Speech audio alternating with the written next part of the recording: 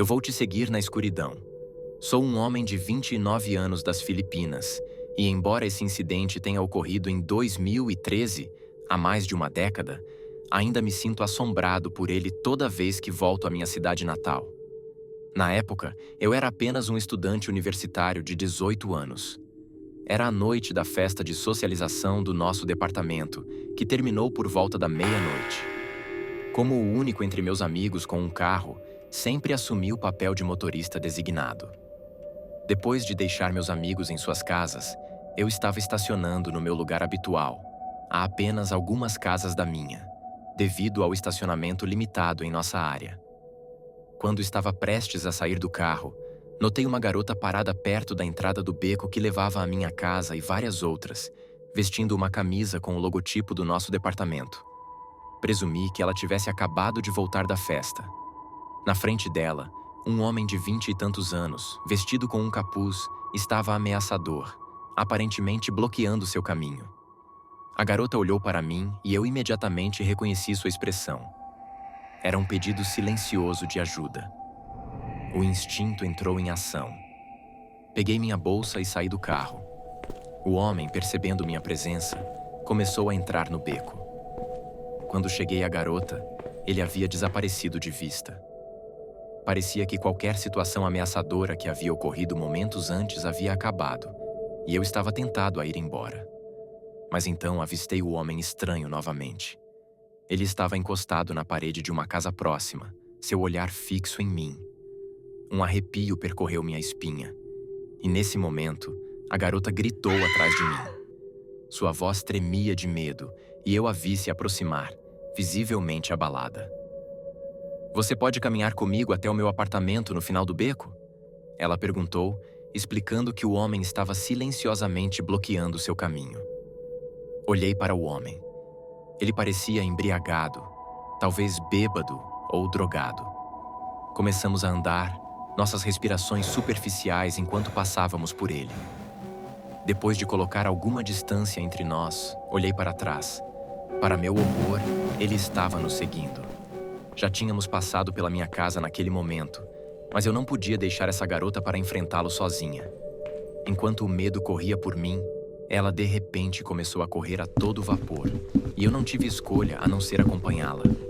Chegamos ao portão de seu apartamento, e ela o abriu apressadamente, fechando-o atrás de nós. Em seguida, corremos para o prédio, onde ficava um segundo portão, este menor, provavelmente projetado para impedir que animais de estimação escapassem. Ela o abriu e passamos assim que o som do homem se aproximando do primeiro portão chegou aos nossos ouvidos. Subimos as escadas correndo, indo para o terceiro andar. Sem fôlego, a garota bateu com urgência, mas suavemente, na porta de seu apartamento. Depois do que pareceu uma eternidade, ele se abriu, revelando seus amigos. Um cara e uma garota da idade dela. Eles pareciam perplexos, mas rapidamente trancaram a porta atrás de nós e nos levaram para o quarto. Eles apagaram as luzes e ficamos sentados em silêncio com o coração batendo forte. A garota começou a chorar, contando os terríveis acontecimentos para seus amigos. Ela revelou que o homem a estava seguindo por 10 a 15 minutos e expressou alívio por ter me visto. Sem saber o que fazer a seguir, liguei para minha tia, que estava hospedada em nossa casa naquela noite. Felizmente, ela respondeu rapidamente. Pedi que ela chamasse a polícia. Neste momento, agora podíamos ouvir o homem andando pelo apartamento, aparentemente procurando por nós. Ele estava murmurando algo que não podíamos ouvir bem do outro lado da porta. Poucos minutos depois, meu telefone tocou com um número desconhecido. Era meu tio, um policial, me tranquilizando de que a ajuda estava a caminho. O que pareceram horas se arrastou e, eventualmente, a polícia chegou. Meu tio me instruiu por telefone a descer as escadas e contar a provação aos policiais. Eles nos informaram que viram o homem vagando pelo portão e, eventualmente, para o outro lado do beco. Assim que a polícia terminou suas investigações, eles me permitiram ir para casa. Contei toda a história para minha tia, que me incentivou a descansar um pouco. Apesar da minha exaustão, O sono me iludiu enquanto minha mente corria com pensamentos sobre o homem estranho. E se ele tivesse nos alcançado, armado com uma faca ou alguma arma? Lutei para dissipar as imagens aterrorizantes que passavam pela minha mente, mas não conseguia me livrar da sensação de que ele poderia estar me observando no escuro, uma faca brilhando ameaçadoramente em sua mão. Meu filho continua me contando sobre o homem sem olhos em seu quarto. Tudo começou logo depois que nos mudamos. Nada dramático no começo. Apenas meu Liam, de 4 anos, falando sobre o homem sem olhos. Mamãe, ele estava no meu quarto de novo, disse ele durante o café da manhã, empurrando seu pote de cereais. Eu fiz o que qualquer mãe faria. Disse a ele que era apenas um sonho, mas Liam não deixaria passar. Não, ele é real. Ele fica no canto e me observa. Mesmo sem olhos, ele vê tudo. Todas as manhãs, ele trazia outra história sobre o homem. Eu ficava dizendo a mim mesmo que era apenas o estresse da mudança, que as crianças ficam estranhas com novas casas. O preço tinha sido surpreendentemente baixo, mas neste mercado, eu não iria questionar nossa sorte. Mas então, numa manhã, Liam disse algo que fez minha pele arrepiar. Ele me disse o nome dele, sussurrou Liam, segurando seu dinossauro. Ele diz que se chama Michael. Ele diz que está sozinho aqui. Ele quer alguém para assistir com ele. Michael. O nome me congelou. O proprietário anterior tinha sido Michael. Apenas mais um nome enterrado na papelada que eu mal tinha olhado. O corretor de imóveis mencionou que ele se mudou repentinamente, deixando a maior parte de seus móveis para trás. Mas ouvir esse nome da boca de Liam parecia errado. As coisas pioraram. Liam parou de dormir a noite toda.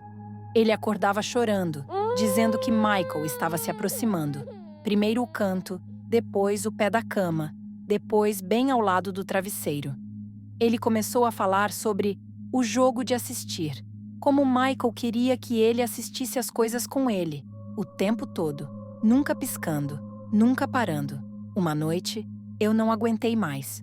Esperei do lado de fora de sua porta depois de dormir, ouvindo. Às 3 da manhã, eu o ouvi. Por favor, não se aproxime. Eu não quero mais jogar o jogo de assistir. Sua voz era tão pequena. Eu entrei e acendi as luzes. Liam estava encolhido contra a cabeceira da cama, com lágrimas escorrendo pelo rosto, olhando para o canto perto de seu baú de brinquedos. Ele ainda está lá. Ele choramingou, agarrando minha camisola. Ele não gosta da luz, mas ainda está lá. Eu posso ver onde seus olhos deveriam estar. Ele diz que se eu continuar assistindo com ele, verei tudo também. Liguei para o corretor de imóveis na manhã seguinte. Para o inferno com a hipoteca, precisávamos sair. Ele não parecia surpreso, quase como se estivesse esperando minha ligação. Fizemos as malas com pressa, jogando tudo em caixas. Enquanto nos afastávamos, senti que podia respirar novamente. Então, Liam olhou pela janela. Mamãe, Michael diz que está triste por você estar saindo. Ele diz que gostava mais quando não estava sozinho. Ele precisa de alguém para assistir. Dias depois, não pude evitar. Esperei até que Liam estivesse brincando com seus bonecos e olhei para nossa antiga casa. O primeiro resultado fez meu coração parar. Um artigo de notícias, de apenas 6 meses atrás sobre Michael Andrews, o proprietário anterior. A polícia o encontrou no espaço sob o assoalho depois que os vizinhos reclamaram de um cheiro. Eles consideraram um suicídio, mas os detalhes eram estranhos. Ele tinha sido um guarda de segurança noturno em uma galeria de arte, e sua entrada final no registro mencionou aprender a ver tudo e assistir sem olhos. Eles o encontraram cercado por fotos de pessoas dormindo, observando, sempre observando. Seu corpo estava mutilado, especialmente seus olhos. Em sua nota final, ele escreveu sobre alcançar a visão verdadeira e a necessidade de compartilhá-la com os outros. Eu fechei o laptop, mas o estrago estava feito. Devo ter feito algum som porque Liam olhou para mim. Seu sorriso era diferente, errado. Michael diz que somos sua nova família agora, sussurrou Liam, ainda fazendo aquele sorriso horrível. Ele nos seguiu até aqui porque precisa que aprendamos a assistir como ele. Ele diz que uma vez que você começa a assistir, você nunca pode parar. Naquela noite, peguei Liam olhando para mim enquanto eu dormia. Seus olhos estavam arregalados, sem piscar. Atento, sempre assistindo. Um cara de terno me seguiu até o meu quarto de hotel. Isso aconteceu há alguns dias quando eu, um homem de 19 anos, fui a um festival em uma cidade a 2 horas de distância da minha casa.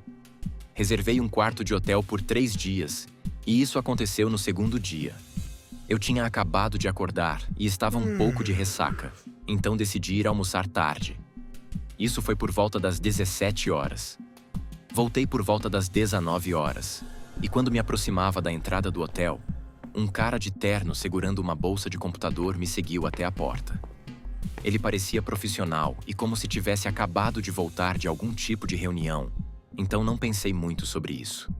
Eu tinha uma garrafa vazia de coca em uma das mãos, então me esforcei para pegar meu cartão para abrir a porta.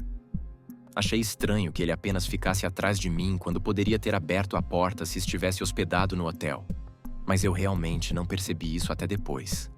Assim que entrei no prédio, notei seu comportamento estranho.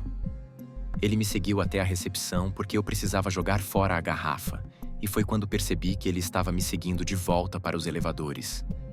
Quando cheguei aos elevadores, ele ficou alguns metros ao meu lado e me observou apertar o botão para cima.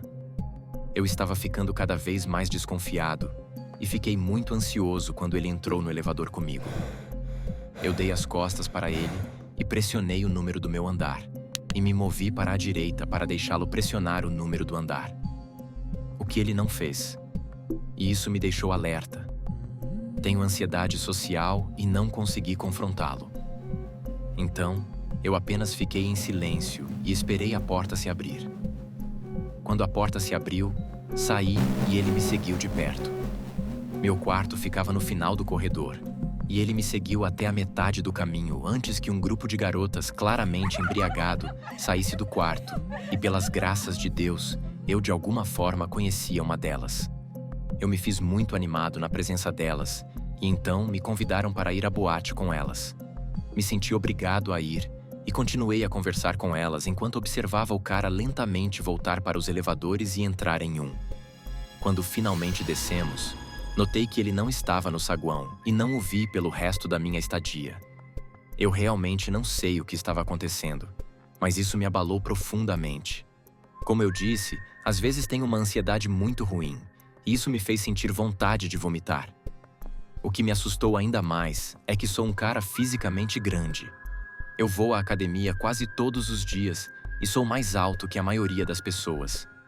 Então, eu nunca pensei que algo assim aconteceria comigo. O que mais me assusta é que ele me seguiu tão descaradamente.